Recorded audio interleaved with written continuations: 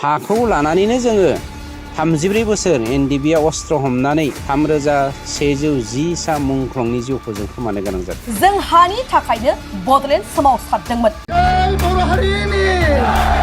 जय बर' हारिनि बे हायाव जेसेबां गोथौसिम जावगोन जोंनि आबै आबौनि बेगें मोनगोन।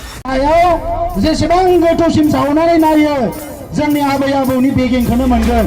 हाग्रामा महिलारिनि बुंनाय बिटिआर सरकारा हानि पाट्टा होनो हायाखै। इउपिपिएलासो हाखौथ' राननायाथ' बाद हो, हा माबा खालामनायखौनो बन्द' खालामदों बिसोर। थारैनो प्रमद बर' दैदेननाय बिटिआर सरकारा हा पाट्टा होमारदोंना होमाराखै?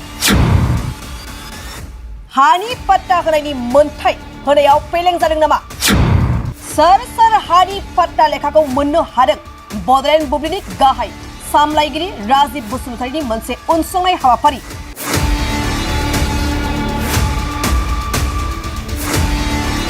बिटिआरनि सानजानिफ्राय सोनाबसिम बडलेण्ड बुब्लिनि हा पाट्टा होफुंनो हादों हायैखौ उनसंनाय हाबाफारि। दिनै उदालगुरि जिल्लानि सिङाव थानाय मासबाद आस्राबारि ओनसोलनिफ्राय हानि पाट्टाखौ लानानै जोंनि ग्राउन्ड जिर' रिपर्टखौ नायलांदो। नंगौ, बे समाव आं दायो दङ उदालगुरि जिल्लानि सिङाव थानाय मासबादनि जिंगाबिल आस्राबिल होननाय मोनसे ओनसोलाव। आरो बेयाव जों एबा बडलेण्ड बुब्लिनिफ्राय आं बेयाव नुजाथिफैनायनि गुबै जाहोनानो जाहैबाय आथिखालाव बिटिआर सरकार थामहिनबा प्रमद बर'नि दैदेननाय बिटिआर सरकारा आरो बिटिआरनि हा बिफाननि मावफुं सोद्रोमा रनजित बसुमतारी बिथांनि दैदेननायाव गोबां हानि पाट्टा होनायखौ बे समाव खौराङावहा मोनथिबाय थादों आरो नुना मोननाय जादों। खमैबो आथिखालनि प्रमद बर'नि दैदेननाय बिटिआर सरकार आरो हा बिफाननि मावफुं सोद्रोमा रनजित बसुमतारी बिथांनि दैदेननायाव बिटिआरआव खमैबो 40निफ्राय 50 रोजानि गेजेराव हानि पाट्टा होबाय होननानै गोबां जों नुना मोन्दों आरो बाथ्रा बुंनायखौ नुना मोननाय जादों। नाथाय माखासे आरो बिदिनो राजखान्थिनि दैदेनगिरि माखासे अपोजिसनाव थानाय आरो गोबां राजखान्थिजों लोब्बा थानाय बिथांमोना बुंदों आथिखालनि सरकारा हानि पाट्टा होआखै। दा बेखौ जों उनसंनो थाखाय बेसेबां सैथो? थारैनो आथिखालनि प्रमद बर'नि दैदेननाय बिटिआर सरकार लोगोसे बिटिआर हा बिफानजों लोगोसे हाग्रा बिफाननि मावफुं सोद्रोमा रनजित बसुमतारी बिथांमोननि दैदेननाय आरो लोगोसे लेङाइ गाहाय मावफुं सोद्रोमा गबिन्द चन्द्र बसुमतारी बिथांमोननि दैदेननायाव आथिखालनि बिटिआर सरकार थारैनो रायजो राजाफोरनो हानि पाट्टा होनो होआखै। आरो बिथांमोना गोबां गोलाव बोसोर रायजो जाबोनानै बिथांमोना हानि पाट्टा मोनबोआखैमोन। नाथाय आथिखालनि प्रमद बर'नि दैदेननाय बिटिआर सरकार लोगोसे हा बिफाननि मावफुं सोद्रोमा रनजित बसुमतारी बिथांनि दैदेननायाव गोबां हानि पाट्टा होनायखौ जों खोनानो मोन्दों। बेयो बेसेबां सैथोमार बेखौ लानानै जों बिटिआरनि मोनफ्रोमबो जिल्लायाव हाबनायनि मोनसे हाबाफारि लादों। आरो बे हाबाफारि बायदिनो जों दिनै उदालगुरि जिल्लानि सिङाव थानाय मासबादनि बेन्दोंनि जिंगाबिल आस्राबिल होननाय मोनसे ओनसोलाव फैदों। आरो बे ओनसोलावहा जों साफा न'आव हाबनानै थारैनो बिथांमोना हानि पाट्टा मोनमारदोंना मोनमाराखै? आथिखालनि हा बिफाननि मावफुं सोद्रोमा रनजित बसुमतारी बिथाङा थारैनो बिथांमोननो हानि पाट्टा होदोंना होआखै? आथिखालनि प्रमद बर'नि दैदेननाय बिटिआर सरकारनिफ्राय हानि पाट्टा मोनदोंना मोनाखै? थिग बेबायदिनो जों दासिमबो बे न'नि सोमोन्दै जों एसेबां क्लियार मिथियाखै। थेवब्लाबो जों बे जोंनि खौरांनि गेजेरजों मिथिनो नाजागोन जे बिथांमोना थारैनो हानि पाट्टा मोनदोंना मोनाखै। थारैनो आथिखालनि प्रमद बर'नि दैदेननाय बिटिआर सरकार आरो हा बिफाननि मावफुं सोद्रोमा रनजित बसुमतारी बिथाङा बिथांमोननि न'खरा बिथांमोननिफ्राय सरकारनिफ्राय मोनदोंना मोनाखै बेखौ जोङो मिथिनो नाजानि। बे न'खरनि बिगोमाया सोरमोन? निस्सय बिथाङानो बे न'खरनि बिगोमा। दासिमबो जों बिथांमोननि न'खरावहा मोजाङै सिनायथिखौ जों लायाखै। जों बे जोंनि खौरांनि गेजेरजों मिथिगोन। थारैनो नोंथांनि मुङा मा मुं? आंनि मुङा प्रफुल्ल बसुमतारी। गामिया जादों खोदोमगुरि, ओनसोला जाहैबाय जिंगाबिल आस्राबारि। नंगौ, बे समावहा गोबां माखासे हानि पाट्टा आथिखालनि सरकारा होआखै होननानै थारैनो नोंथांमोना हानि पाट्टा मोनदोंना मोनाखै? बेखौथ' जों मोनबाय। आथिखालनि सरकारा जोंखौ बुंनो थांबा खोब अनदों। दा बिनि सिगांनि जि सरकार बिसोर थानाय समाव जोङो खुद्रिबाबो मोननो थाङाखैमोन। गोबां नाजाबोदोंमोन जोङो, नाजाब्लाबो बिथांमोना होनायनि बाथ्रा बुङा। बेबायदि आरो। बेसेबां बोसोरनिफ्राय नोंथांमोना बेयाव रायजो जाबोगासिनो? जोङो दासिम 20 बोसोरसो जाबाय। 20 बोसोरनि उनाव 20 बोसोरनि उनावहा मा समाव मोनखो?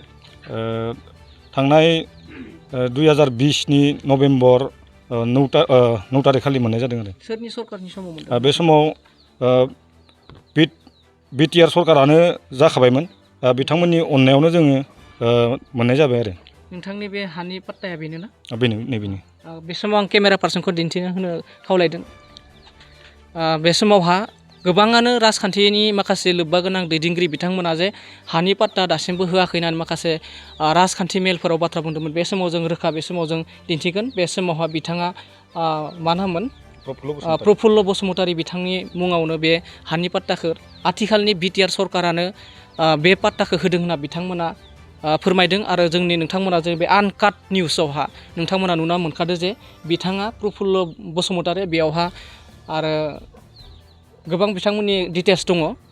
बेखौ आथिखालनि प्रमद बर'नि दैदेननाय सरकार लोगोसे हा बिफाननि मावफुं सोद्रोमा रनजित बसुमतारी बिथांनिफ्राय मोनना मोनदों ना? बेसेबां बोसोर जाखो बेखौ मोननाय? बेखौ मोननाया 2020 दायो 3 बोसोरानो जानोसै 3 बोसोर। मा बुंगोन बेखौ लानानै? बेखौ मोननायनि थाखाय जोङो बिराद जथेस्थ' गोजोननाय दं रनजित बसुमतारी सारनिसिम। बिथाङानो जोंखौ बेबायदि जोंनि गावनि हाखौ जों गावनि होनना बुंना लानो हानायनि मोनसे खेमथाखौ होनाय हिसाबै बिथांनिसिम जों साबायखर बावदों आरो। दा बुंनो थाङोब्ला आंल' मोनाखै, जोंनि बे ओनसोलाव गासै 1422 न'खर दंमोन। बिनि गेजेराव 150 न'खरसोल'सो बेयाव मोननो गोनां दंबावो आरो बाखिया मोनफ्रामजोब्बाय आरो 1422 न'खर। बिनि गेजेराव 150 न'खरल'सो बाखि दंबावो आरो बिथांमोनहाबो मोनगोन साननैसोनि उनाव। दिनै जोंनि बे खौरां बिजोंनि गेजेरजों नोंथांमोना खाबु मोनदों माखासे आथिखाल आरोबाव सरकारखौ खावलायनो थाखाय मा खालामदों? जोङो दानि गोदान जि सरकार बिथांमोनखौ जों खावलायनो साननाया बेनो, जोंहा माने गोबां आंखाल दङ। फरायसालिनिफ्राय लानानै थांलाय फैलाय हान्थामेला लामा, दालां, बे ओनसोला खोब दैजों माने बेंफब जानाय होनजायो। स्कुलाव थांनोब्लाबो गथ'फ्रा दैज्लाङाव साइकेल बारहोनो हाया, हयथ' आथिंजोंब्लाबो बारनो हायै बेबायदि अबस्थायाव गोग्लैनो गोनां जायो। आंहानो बुंनो थाङोबा 3 गथ' दङ। दाख्लैबावै कलेजाव इउनिट टेस्ट एग्जाम जादोंमोन। दा बेखौ मोनसे हैनो हायाखिसै दै बानानि जुनैनो। लोगोसे नै दाख्लैबावैनि दैज्लाङाव सासे बेयाव फाग्ला दैयाव दैनि देरनायखौ नुनानै प्रेसारजों थैगुलायनाय जादों। आंनि गामि खाथिनिनो दैसागुरि होननाय बे गामिनि हिन्जावसा मानसि आरो बेबायदि। निस्सय बे समावहा बिथांमोना गोबां बाथ्रा बुंदों आरो खावलायदों फैबाय थानाय समावहा जाहाथे आथिखालनि सरकारा, मानो होनबा दिनैनि समावहा जिंगाबिल आस्राबिल ओनसोला गोबां माने हाग्रा ओनसोलमोन। दिनै लामा दथायफोरा एसेबां नांगौ बायदि जायाखै। बेखायनो फैबाय थानाय समाव सरकारा जाहाथे बेखौ नोजोर होयो। फरायसालिनि एबा सोलोंथाइनि थाखाय थांलाय फैलायाव गोबां उसुबिदाखौ बेखौबो फोरमायदों। लोगोसे बेखिनियावनो बिथाङा फोरमायबावदों जे आथिखालनि जा प्रमद बर'नि दैदेननाय बे 3 बोसोर जानो थांगासिनो दं। बे 3 बोसोरनि गेजेरावनो एबा थांनाय खोब खम समनि गेजेरावनो 1400 बेसेबां 1412 न'खराव आरो मात्र 150 न'खरल' मोननो। थिग आरोबाव जों गुबुन मोनसे न'खराव फैदों। मानो होनबा थारैनो आथिखालनि बिटिआर सरकारा हानि पाट्टाखौ साबेसे न'खरनो होमारदों जों साफ्रोमखौ दिन्थिनो हायाब्लाबो जों माखासे जिल्ला थांनानै बेफोरबायदि आथिखालनि सरकारनि हा पाट्टा राननायखौ, थिग बेबायदिनो बे न'खरा माजबादिनो जिंगाबिल आस्राबारिनो मोनसे न'खर, बे न'खरा मोनदोंना मोनाखै, बे गामियावहा बिथांमोना थानानै हानि पाट्टाखौ मोनदोंना मोनाखै, जों बेखौ मिन्थिनो थाखाय जों फिन आरोबाव जों आवगायबावदों। बे समाव केमेरा पार्सनखौ आंनि उनाव फैनो थाखाय आं खावलायबाय।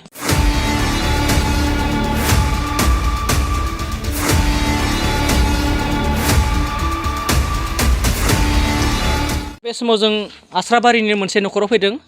बे समावहा नोंथाङा बे न'खरनि बिगोमा नामा? औ। मा मुं नोंथांनि मुङा?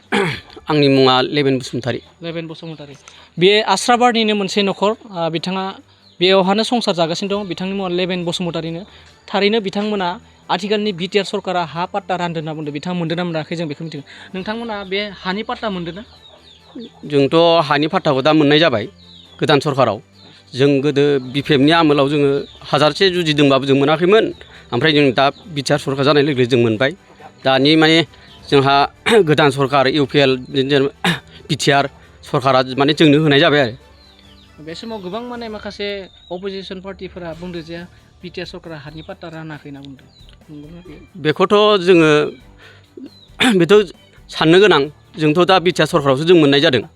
बेथ' बेलेगफ्रा फान्दायनो हागौ, नाथाय जों मोननाया बिटिआर सरकाराव मोननाय जादों आरो बेलेग हाखौ। बेसेबांसो बोसोर बेयाव रायजो जादोंमोन? बाव आङो 2001आव फैदोंमोन। 2001निफ्राय बेसेबां सनाव? दा आङो दिनैसिम दाथ' थिन हाबबाय। दा खमावबो जोङो 22-21 बोसोरसो जाबाय आरोबाव। 22-21 बोसोरनि उनाव मोनदों। औ, दा जोङो मोननाय जाहैबाय। नैबाव दा जोंहा 2000 माने माबायाव 21 आव मोननाय जादों। सोर फैयो सोरनि आखाइनिफ्राय मोन्दोंमोन बेखौ जोङो माने जोंहा प्रमद आरो जोंहा बे रनजित बसुमतारिनिफ्राय जों मोननाय जादों। माने बिथांमोना जोंहा आस्राबारियाव फैनानै रानना होफैदों, बाव जों मोननाय जादों।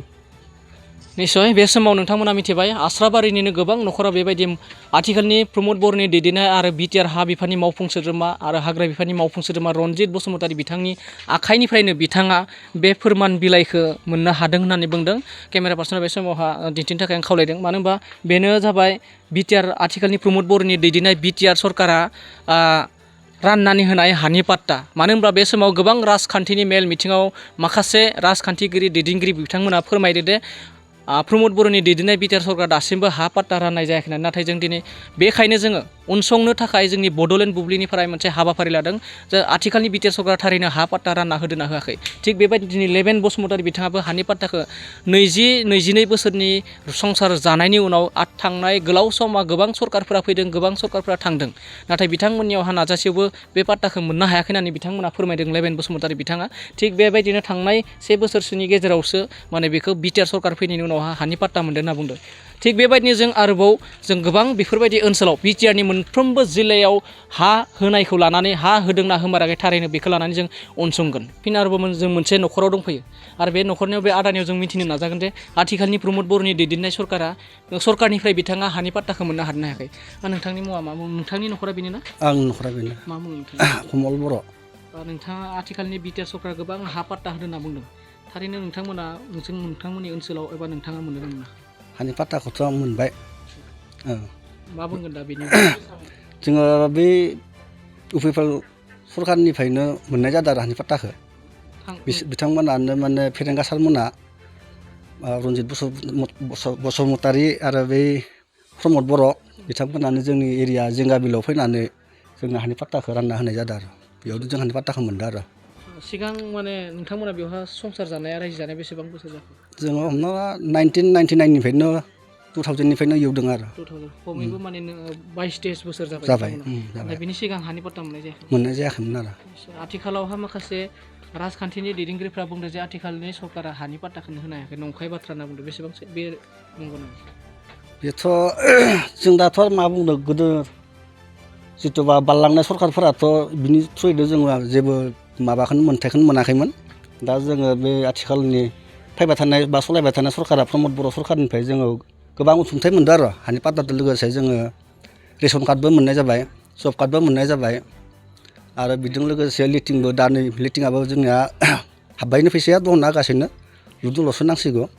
बिदिनो बायदि बायदि गोबां मुवाफोर मोनदों आरो जोङो बे सरकारनिफ्राय। नोंथांनि आखायावहा बे हानि पाट्टाया दंना गैया? दङ सार। नायनो हागोन नामा? लाबोनाय नैबेनो हानि पाट्टाया आंनिया। बे समाव आं केमेरा पार्सनखौ निथिन होदो दे हानि पाट्टाया बेनो। बेवहा title for forest land and under occupation होनना बुंदों बेवहा। मानो होनबा जोंहा फरेस्ट एक्टनि बायदिहाय जोंहा 2006नि जा आयेन दं बेनि आयेनजों बिथांमोना हानि पाट्टाखौ मोननो हादों होनना बुंदों। आरो बिथांनि आखायावनो मा मुं मोनो सानैया? कमल बर' बिथाङा हानि पाट्टा आथिखालनि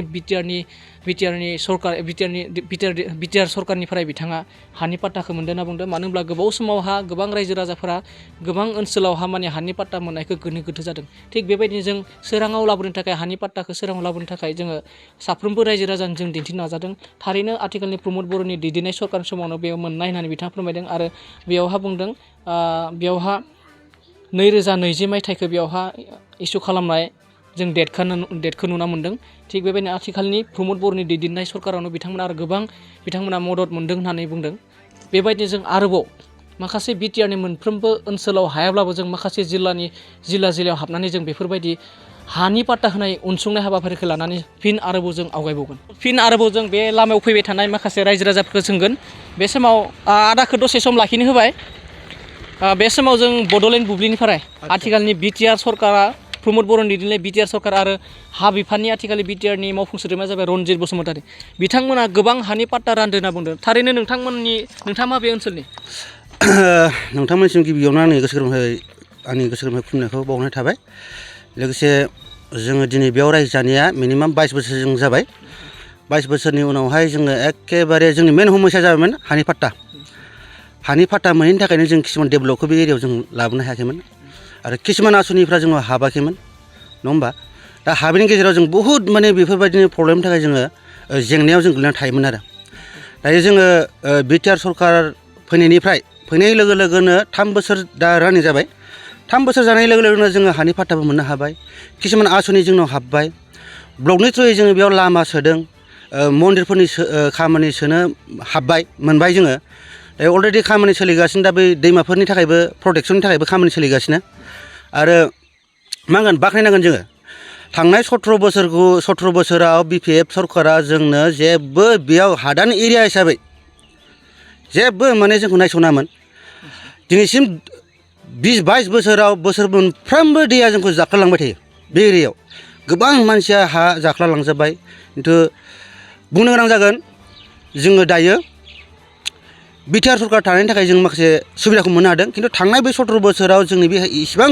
एरिया गिदिर जोंनि बे एरिया दिनैसिम हा जाख्लालांबाय खुनु बिसोरो जोंनो अनसुंथाइ होफैयामोन जों मा हालोदाव दंमोन बिथांमोना खबर लाफैयामोन आरो माबायदि जोंखौ प्रटेक्सन होयोमोन बिथांमोना जेबो जोंखौ माने थाल लायामोन आरो दा बिनि थाखाय जों बहुद हुमखिन जायोमोन आरो माने उसुबिदायाव गोलैनानै थायोमोन थ' जों बाख्नायनांगोन दिनै बिटिआर सरकार जानाय लोगो लोगोनो जोंनि माखासे बेयाव जिबायदि बिटिआर सरकारा आसनि लादों दा सुपार 50 नङा होमबा इयुथफोरनि थाखाय मोजां मोनसे मेसेज होदों आरो दा जानानै सिमाबो बारायनो थांगासिनो नङा होमबा जोबोद गोजोनथाव बाथ्रा थांनाय बै समावथ' सरकारफ्रा बेफोरबायदि खुनु इनिसियेटिभ जों लानाय नुवाखैमोन आरो सिमा बारायनायनि खोथाखौनो होन नङा होमबा इयुथखौ माबायदि लामायाव दैदेनलांनांगौ बिनि खोथाखौनो होन आरो दायो मा होनगोन गोबां बिदिनो आसनि जा सोदों बिटिआर गभर्नमेन्टआ बिटिआर सरकारा प्रमद बर' सारा दा जों बिराद गोजोननाय मोन्दों आरो सोरनि आखाइनिफ्राय नोंथांमोना बे पाट्टाखौ मोनो दा जों पाट्टा मोननाया जाहैबाय जोंहा फेरेंगा सार दा फेरेंगा सारखौबो जों बाख्नायनांगोन बिथाङा जोबोद माने हानि पाट्टा दा जोंनि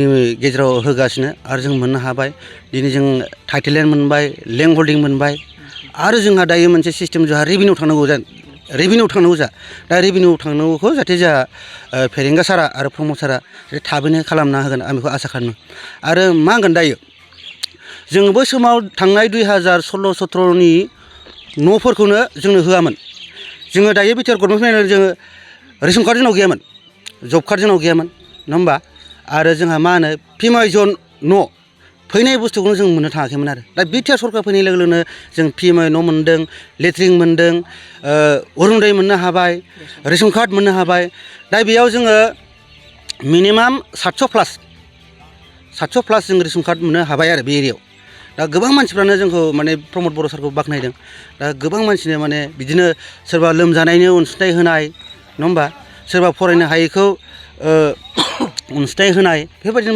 मोजां माने जोंनो सहाय होदों आरो दायो दा मा होनगोन नोंथांमोना बे लामाखौ नुदों ना बे लामाया जाहैबाय बहुद गोबाव जाबाय हादान जाजेननायनिफ्रायनो बे लामाया दा बे लामाखौ सानसेखालि आंनो आफादगिरिमोन दरबा गामिनि दा आफादगिरि जानायाव आङो बे लामानि थाखाय सरन बर'नाव आं फैसा बिदोंमोन सरन बर'नाव फैसा बिनायाव मात्र बेयाव जोंना 7था गामि जों मिनिमाम बै सेन्टारनिफ्राय ओरैजाय मथा मथि हमना ला 1500 मिटारसो गोलाव लामा बे लामानि थाखाय अनसुंथाइ बिनायखौनो बिथाङा जोंनो अनलि 15,000 फैसा हरदों दै 15,000 जोंनो फैसा हरबाय 15,000 थोआ आजिखालिथ' दामफोरखौ मिथिखाबाय आरो जोंहा दंमोन बेयाव एमसिएलए जोंहा सेम सेन्डि बे इसे गोलाव 1500 लामाखौ अनलि 5,000 फैसा हरदों बियो बे 5,000 जों 1500 लामाखौ खोनो हायो नामा फाग्ला बिदि जायाना ओमफ्राय जोङो बे 5,000 फैसाखौ जोङो असलमान मोननाय जों हैफिननाय जादों आरो बेनो 5,000 थाखाय जों माने बरम लानो होननानै दा लिडारफोरखौसो जादों होननानै बुङोना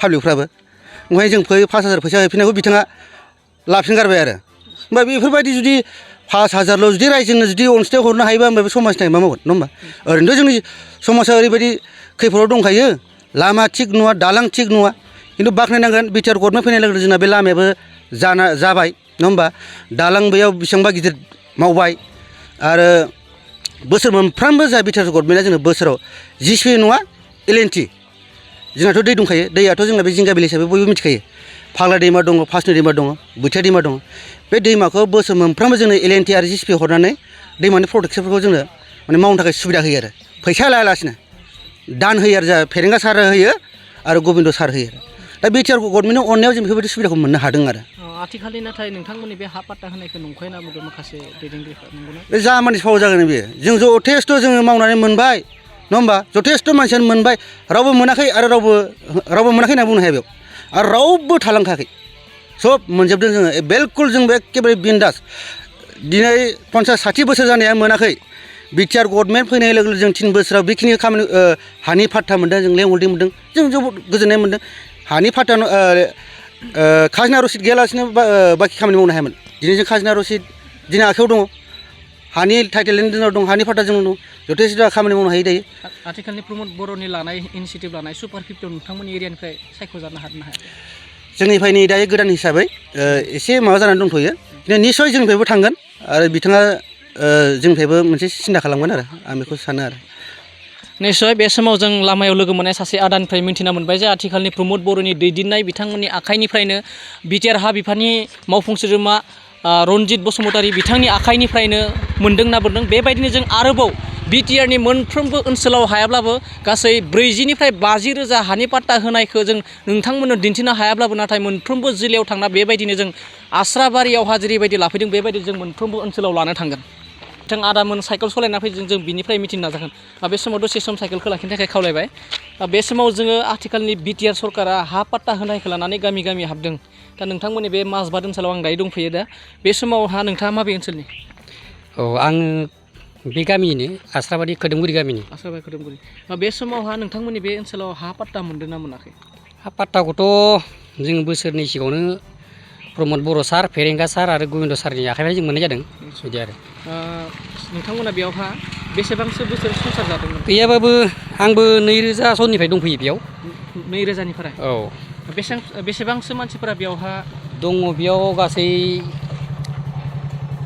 दङलै बेसेबांबा 21 ना 22 बेसेबांबा दंमोन आरोना ओमफ्राय फ्राय हा पाट्टाखौथ' रानजोबनाय बायदियानो जाबाय बिदि आरो दा बेल' नङा जोङो जेनेबा प्रमद बर'नि आमोलावथ' जों बहुद मोनबाय जेरै जोङो रेसन कार्डथ' मोनबायानो हमना लाजायो दा लेट्रिन सेटिंखौथ' प्रमद बर' सारानो होबाय दा बेबायदि आरो ओमफ्राय गोदोथ' जोङो 17 बोसोर जोङो माबानो मा होनोमोनलायो हाग्रामानो जों भट होदोंमोन नाथाय जोङो बेनो रेसन कार्डनि माबानि एप्लाइ होबाबो जों मोनामोन माने बिदि आरो आथिखालनियाव मोनदों दानि प्रमद बर' सारनियावथ' जों बहुद मोनबाय दा होमबाबो एसे रिकुवेस्ट दंबावो आरो जोंनाव मा रिकुवेस्ट दं आथिखालनि माने बड'लेण्ड मुभमेन्टनि थाखाय फ्राय खावलायनाय बे प्रमद बर' सारा जिखिनि माखासे नांगौ बुस्थुखौ जोंनो होनो हाबाय थिग बेबायदिनो एसे आद्राखौ मावफुंबा मोजां मोनगोन जेरै लामा दलं बिदिनो स्कुल मोजांफोर एसे होबावोबा जों माने आरोबाव बिथांसिम गोजोननाय थाबावगौमोन आरो जोंनि साननाय मथे माखासेफोरा बुंनो सानदों दे आथिखालनि सरकारा हानि पाट्टा होआखै बेनि सायाव मा बुंगोन बियो बे गावसोरनि ओरैनो गोब्रामलाबायनायसो जागोनलै सार मानो होनबा जोंनो प्रमद बर' सारा जोंनो नांगौ बायदिखौ जोंनो होगासिनो दंना आरो जोंनावथ' मोनबायबो आरो पाट्टा गैया होनना बुंबा जों न'निफ्राय लाबोना होफैनो हायो जों बिदि आरो जोंनाव दंजोबो दा मोनजोबफ्रामबायानो साबायखर थाबाय जोंसिम बे समावहा जों रायजो राजानिफ्राय लामायावबो मिथिबाय आरोबाव जोंहा सासे आदा दंफैयो बेवहा जों मिथिनांगोन नोंथाङा माबे ओनसोलनि ओरैनो आङो जिंगाबिल आसाबारि आरो खोदोमगुरि गामिनि बे समाव जों बड'लेण्ड बुब्लिनिफ्राय आथिखालनि प्रमद बर'नि बिटिआर सरकार आरो हा बिफाननि मावफुं सोद्रोमा रनजित बसुमतारी बिथांमोना हानि पाट्टा होदों होनना बुंदों थारैनो नोंथांमोना ओनसोलाव मोननायखौ नुदों ना नुवाखै आरो नोंथाङा मोनदों ना मोनाखै ओरैनोथ' जोङो प्रमद सरकारनिफ्राय हाखौ मोनाखै नङा जों मोनबाय मोनैनि खोथायानो गैया बे जोंनि जिंगाबिल एरियायाव 90%आनो मोनजोब्बाय 90%आनो दा जोङो साबायखरसो बावनांगोन जोंनि बिटिआर सरकारनि फेरेंगा सार आरो प्रमद सारमोनखौ बिटिआर सरकारखौनो जोङो साबायखर बावनांगोन जों जोबोद साबायखर बावदों जोंनि बेफोरबायदि खामानिखौ मावनानै होनायनि थाखाय आरो बे हानि पाट्टाखौ होनायनि थाखाय बिथांमोनखौ जों जोबोद साबायखर बावदों लोगोसे जोंनि माखासे खामानिफोरखौ हमना ला रेसन कार्ड जों कार्डखौ मोनथ'वाखै मोनसिगोन लिस्टआ ओंखारजोब्बाय दा बेखौबो जों मोनसिगोन डिसेम्बराव रानगोन होननानै बुंदों आरो लिट्रिंआ दा 9000 खरि फैसा सोग्रोबाय दा बयबो मोनबायखौनो हमना ला माखासे मोनबावगोन आरो मोननो दङ दा जोंनियाथ' जोंनि गामियाव फ्राय भाग हाबजोब्बायानो आरो फैसा माखासेफ्रा लिस्ट फैबाय लेट्रिनखौबो जों मोनबायानो हमना ला आरो ओमफ्राय माखासे